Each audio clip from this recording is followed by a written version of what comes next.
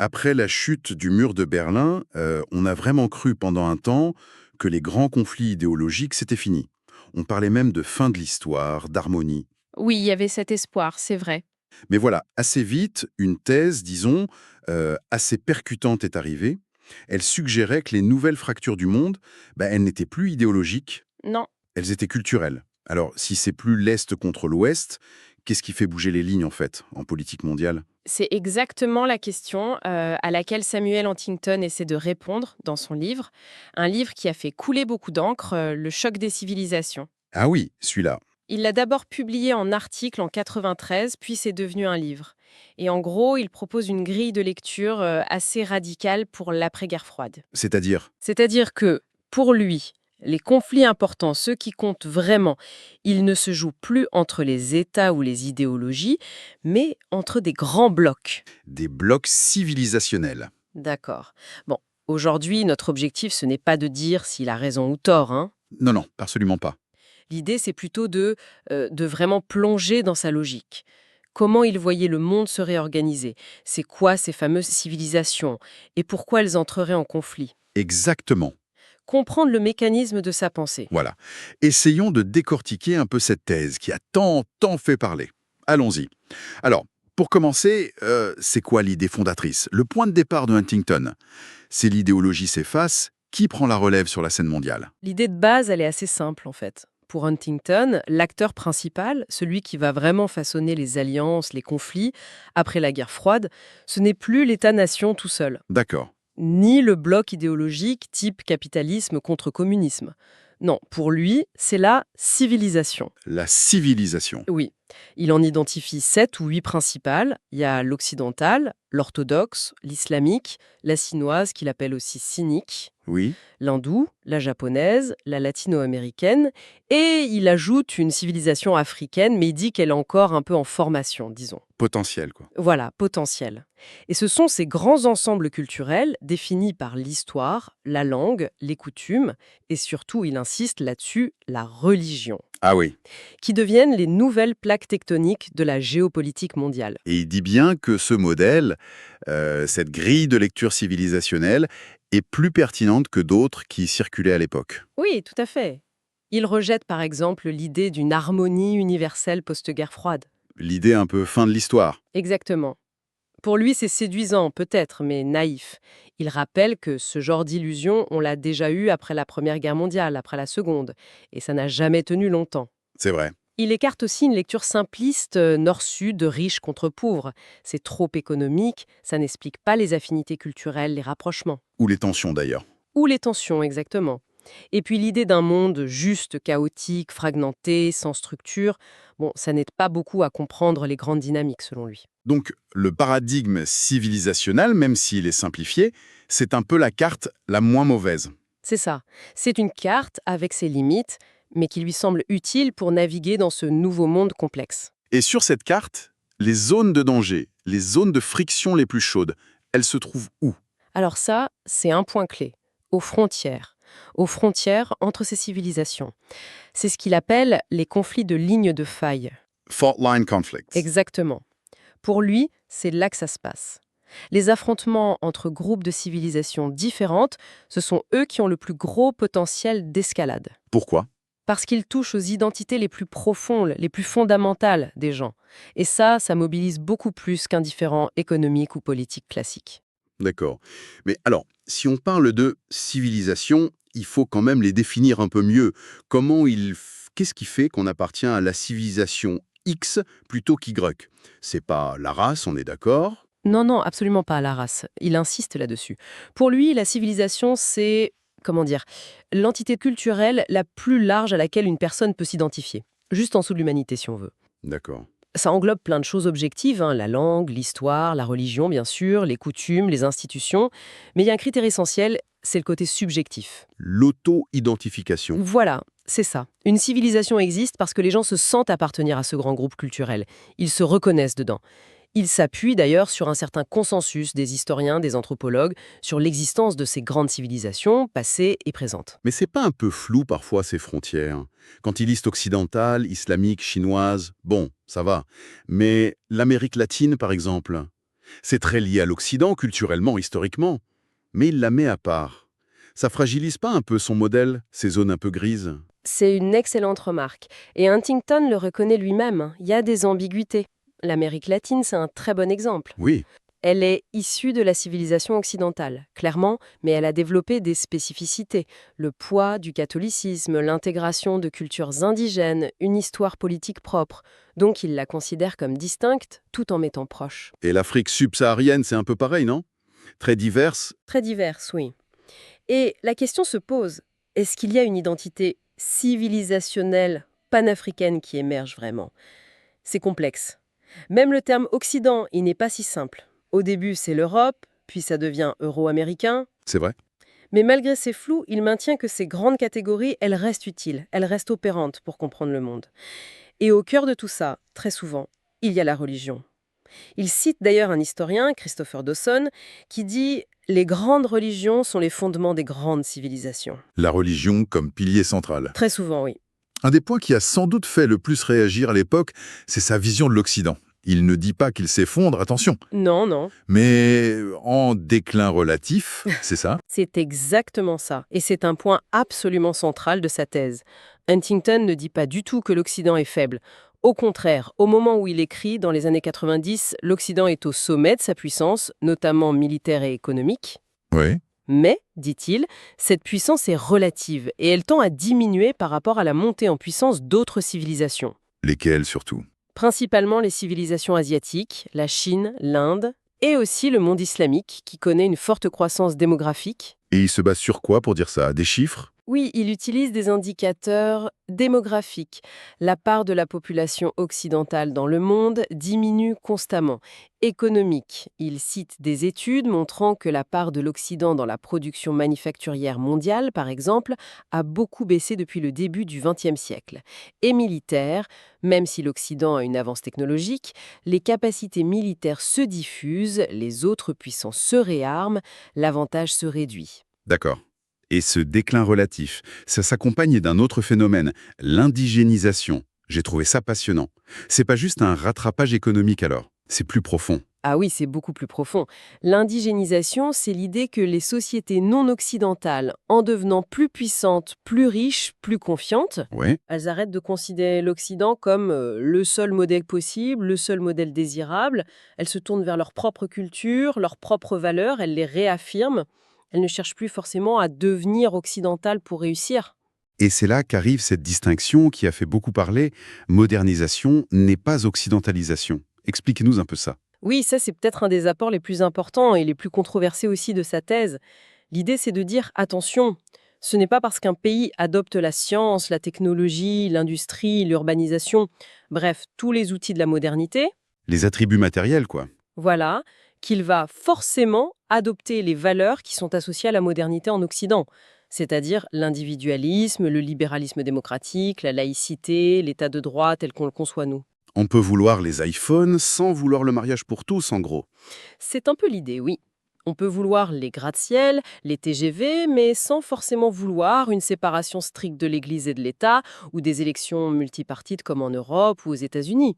La modernisation technique d'un côté, les valeurs culturelles de l'autre. Et il donne des exemples historiques de cette volonté de combiner les deux, d'apprendre le meilleur des deux mondes, si on veut. Oui, tout à fait. Il rappelle des vieux slogans comme Ting Yung en Chine au XIXe siècle. Ça voulait dire savoir chinois pour les principes fondamentaux, savoir occidental pour les applications pratiques. Ah oui, intéressant. Ou au Japon, Wakon Yosai, esprit japonais, technique occidentale. L'idée était déjà là. On prend la puissance matérielle de l'Occident, mais on garde notre âme, notre identité culturelle profonde. Et Huntington dit que ce phénomène, à la fin du XXe siècle, il s'accélère, il se généralise. Mais est-ce que ça marche vraiment, ce grand écart? Sur le long terme, garder un esprit japonais tout en important massivement la technique et même la culture de consommation occidentale, ça doit créer des tensions, non? Bien sûr que ça crée des tensions. C'est toute la question. Les sociétés sont traversées par ces contradictions.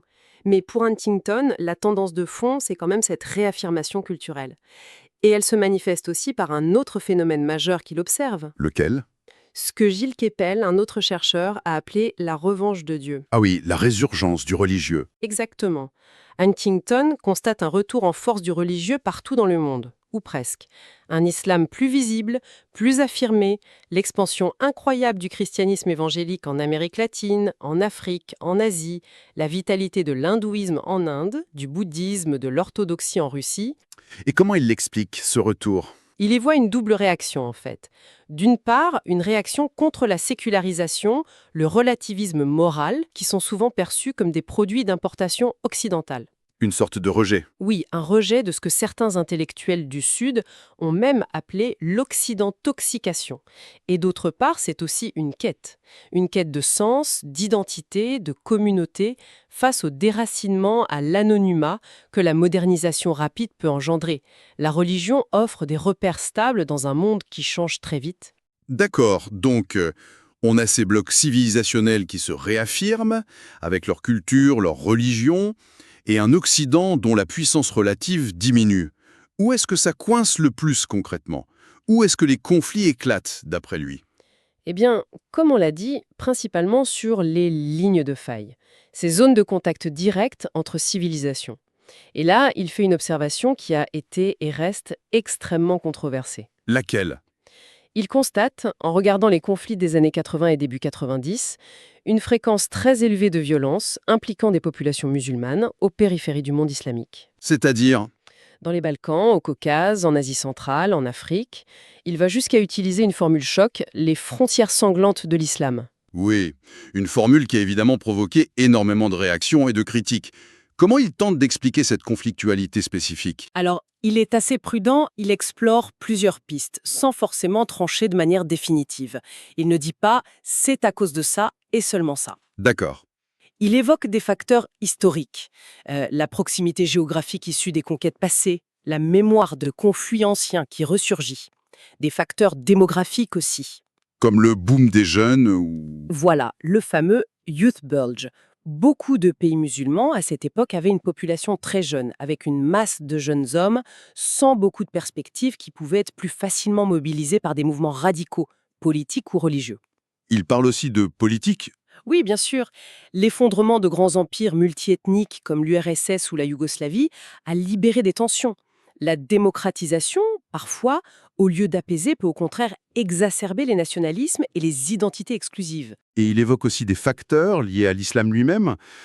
C'est ça qui est le plus sensible, j'imagine. Oui, c'est le point le plus délicat. Il mentionne, avec précaution, certaines interprétations de la doctrine, une perception par certains groupes d'une difficulté d'assimilation des musulmans dans des sociétés non musulmanes, ou l'absence, à l'époque, d'un État phare clair et reconnu dans le monde musulman, qui pourrait jouer un rôle de stabilisation. Un peu comme la Russie pour le monde orthodoxe ou les USA pour l'Occident. C'est l'idée. Et il ajoute aussi un facteur psychologique important, un sentiment assez répandu, dans certaines parties du monde musulman, d'être victime d'un Occident dominateur et hostile. Il faut bien comprendre qu'il présente tout ça comme des hypothèses pour expliquer une situation qu'il observe à un moment donné. Et pour rendre les choses encore plus complexes, il ajoute un autre concept, le syndrome du pays frère. Ça change la donne. Un conflit local peut vite devenir régional, voire plus. C'est exactement ça. Le Kin Country Syndrome.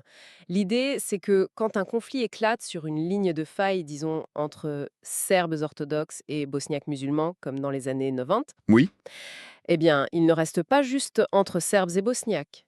D'autres pays orthodoxes, la Russie, la Grèce, vont avoir tendance à soutenir les Serbes. Et d'autres pays musulmans, la Turquie, l'Iran, les pays arabes, vont soutenir les Bosniaques. Ça peut être un soutien diplomatique, financier, militaire, l'envoi de volontaires. et les diasporas aussi. Ah oui, il insiste beaucoup sur le rôle des diasporas. Souvent, dit-il, elles sont encore plus engagées, plus radicales dans leur soutien que les populations du pays d'origine. Elles sont plus royalistes que le roi, en quelque sorte. Et donc ce syndrome. Ce syndrome, il augmente considérablement le risque d'escalade. Un petit conflit local peut, par ce jeu d'alliances civilisationnelles, devenir un affrontement beaucoup plus large et dangereux. Et pour essayer de gérer ces dynamiques potentiellement explosives, ils mettent en avant le rôle des États phares. Qui sont-ils exactement et quel est leur rôle? Les États phares ou core states en anglais, ce sont les États les plus puissants et qui sont vus comme le centre culturel de leur civilisation. On a déjà cité des exemples, la Russie pour le monde orthodoxe, la Chine pour le monde cynique, l'Inde pour l'hindouisme, le Japon, Et pour l'Occident? les États-Unis principalement. Oui, principalement les États-Unis, mais il mentionne aussi le rôle important du couple France-Allemagne pour l'Europe au sein de l'Occident. Et selon Huntington, ces États phares ont une double responsabilité qui est cruciale. Laquelle? D'abord, maintenir un certain ordre à l'intérieur de leur propre zone civilisationnelle. Empêcher les conflits entre pays de la même civilisation, par exemple. Et ensuite, négocier entre les civilisations pour gérer les tensions globales et éviter les chocs directs. Et s'il n'y a pas d'État phare clair? C'est un problème. Il souligne que l'absence perçue d'un État phare vraiment dominant et accepté comme tel dans le monde islamique ou en Amérique latine ou en Afrique, c'est une source majeure d'instabilité pour ces régions, mais aussi pour l'équilibre mondial. Intéressant. Et entre ces grands blocs, il identifie aussi des cas particuliers. Les pays déchirés. C'est quoi un pays déchiré?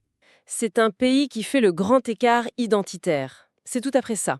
Les turn countries, ce sont des pays qui ont une culture appartenant clairement à une civilisation, mais dont les élites politiques, intellectuelles essaient de le faire basculer dans une autre civilisation. Comme la Turquie? La Turquie, c'est l'exemple type qu'il donne. La Turquie kémaliste qui a voulu rompre avec son passé ottoman islamique pour devenir un pays occidental, rejoindre l'Europe. D'autres exemples? Il cite la Russie qui hésite en permanence entre son identité propre, eurasienne, orthodoxe, et son désir d'être reconnue comme une partie de l'Europe. Il parle aussi du Mexique, qui sous certains gouvernements a cherché à s'arrimer surtout à l'Amérique du Nord, États-Unis, Canada, plutôt qu'à l'Amérique latine. Il mentionne même l'Australie, où certains dirigeants ont voulu l'intégrer davantage à l'Asie. Et ça pose problème, ce genre de projet. Oui, parce que ça crée souvent de profondes divisions internes. Les élites poussent dans une direction, mais la culture profonde du pays, les traditions, l'histoire et une partie de la population résistent ou ne suivent pas. Pour qu'un tel basculement réussisse, dit Huntington, il faudrait 3 conditions très rares. 1. Un consensus fort des élites. 2. Une population qui accepte ou qui est prête à changer. Et 3. Que la civilisation d'accueil soit prête à accepter ce nouveau membre. C'est très difficile à réunir. D'accord. Alors, face à ce tableau, un monde fragmenté, des cultures qui se réaffirment, des risques de conflits aux frontières, des pays déchirés, qu'est-ce qu'il préconise finalement? On est condamné au choc? C'est inévitable? Justement, non. Ils mettent en garde contre une attitude particulière de l'Occident qui pourrait rendre le choc plus probable. Laquelle? Son universalisme. L'idée que ces valeurs sont les seules valables. Exactement. C'est un des messages centraux de Huntington, adressé à l'Occident. Il dit « Arrêtez de croire que vos valeurs, la démocratie libérale, les droits de l'homme tels que vous les définissez, l'individualisme, la laïcité, sont universels et que le monde entier doit les adopter. Pourquoi ? D'abord, parce que c'est faux, selon lui. Ces valeurs sont le produit d'une histoire et d'une culture spécifique, celle de l'Occident. Ensuite, Parce que cette prétention à l'universel est dangereuse. Dangereuse comment? parce qu'elle est perçue par beaucoup d'autres civilisations comme de l'impérialisme culturel, une nouvelle forme de colonisation, mais avec les idées cette fois. Il rappelle les résistances fortes lors de conférences sur les droits de l'homme, comme la déclaration de Bangkok en 93, où des pays asiatiques disaient « nos valeurs, nos spécificités culturelles comptent aussi ». Et il va même plus loin, il dit que vouloir imposer la démocratie partout, ça peut même se retourner contre l'Occident. Oui, c'est un paradoxe qu'il souligne. Dans beaucoup de pays non occidentaux, si on organise des élections libres et démocratiques, on risque de voir arriver au pouvoir des partis nationalistes, populistes ou islamistes qui sont, au fond, très anti-occidentaux. Il cite l'Algérie de 92, non? Oui. L'exemple de l'Algérie en 92, où l'armée a annulé les élections que le Front islamique du salut FIS allait gagner. L'Occident, à l'époque, a été plutôt soulagé, ce qui montre bien la tension. On veut la démocratie, mais pas si elle amène au pouvoir des gens qu'on n'aime pas ou qui menacent nos intérêts. D'accord. Donc, attention à l'universalisme occidental. Quels autres grands défis pour la stabilité mondiale y pointent du doigt? Il y en a plusieurs importants. D'abord, la prolifération des armes, surtout les armes de destruction massive, nucléaires, chimiques, biologiques. Pourquoi c'est lié aux civilisations? Parce que pour beaucoup d'États non occidentaux, c'est vu comme le seul moyen de contrebalancer la supériorité militaire écrasante de l'Occident dans les armes conventionnelles. C'est une façon de rétablir un certain équilibre, de dissuader. D'accord. Quoi d'autre? L'immigration. L'immigration massive de populations issues de civilisations non occidentales vers les pays occidentaux, il y voit une source majeure de tensions culturelles, identitaires. Parce que l'intégration ne se fait pas toujours bien. Oui, il pointe les difficultés d'intégration, la montée des partis anti-migration en Europe, les débats houleux sur le multiculturalisme aux États-Unis. Pour lui, si on ne gère pas bien ça, ça peut devenir explosif à l'intérieur même des sociétés occidentales. Et il y a aussi une grande rivalité qu'il anticipe, non?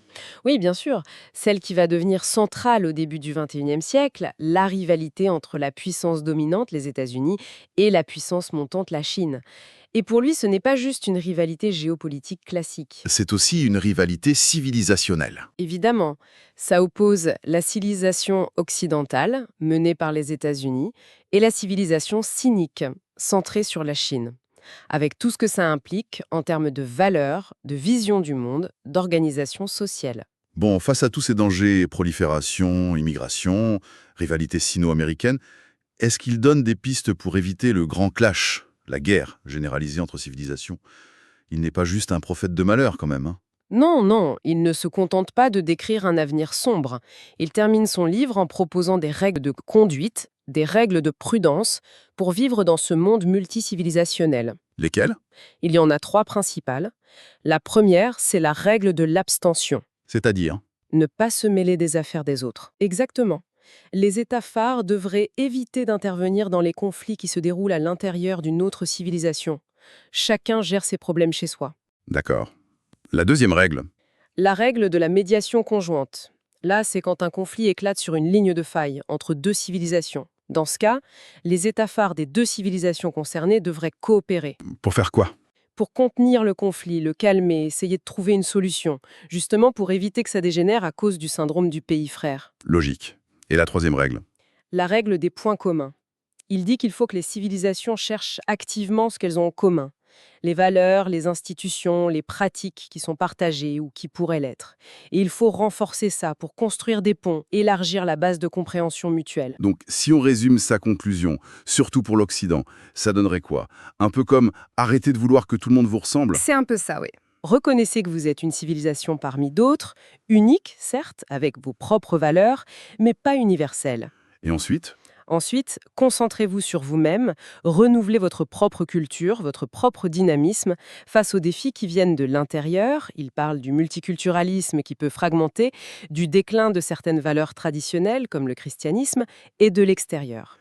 Et apprenez à vivre avec les autres. Voilà, apprenez à coexister dans un monde qui est devenu multipolaire et multicivilisationnel.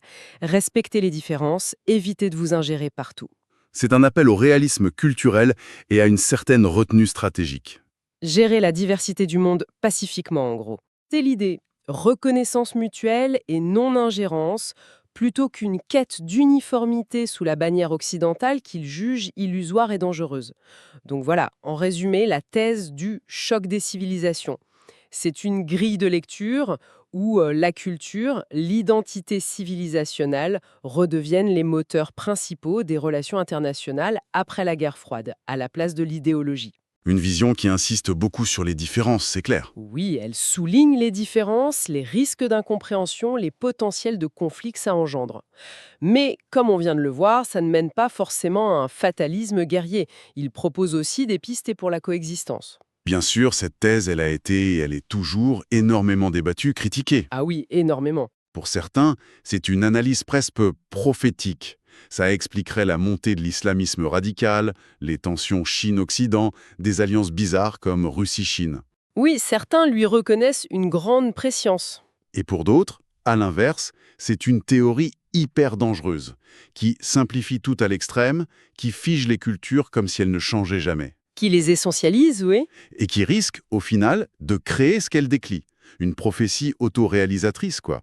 Si on croit qu'on est en choc, on finit par l'être. C'est la grande critique, effectivement. Donc la question reste ouverte. Est-ce que cette lecture, même controversée, nous aide à comprendre le monde d'aujourd'hui, ses équilibres, ses déséquilibres, ou est-ce qu'elle nous égare? Vaste débat. Et Peut-être pour finir sur une note un peu plus philosophique, le livre de Huntington soulève une autre question qui va même au-delà du choc entre les civilisations. Ah oui, laquelle? Il nous interroge sur l'état de la civilisation, mais avec un grand C cette fois, au sens de l'aventure humaine commune, si on veut. D'accord. Est-ce que toute cette modernisation matérielle, l'interconnexion technologique incroyable de notre monde, est-ce que ça s'accompagne d'un progrès équivalent sur le plan moral, culturel? Est-ce qu'on renforce des standards universels de comportement, de respect mutuel? Ou est-ce que c'est l'inverse? Ou est-ce qu'au contraire, sous prétexte de réaffirmer les particularismes culturels, ce qui peut être légitime par ailleurs, on n'assiste pas aussi à une certaine fragmentation éthique, voire un déclin de la moralité, de la civilité dans différentes parties du monde, y compris peut-être chez nous en Occident? Inquiétante, faut bien me dire. Et c'est sur cette interrogation, je crois, qu'il nous laisse méditer à la fin de son livre.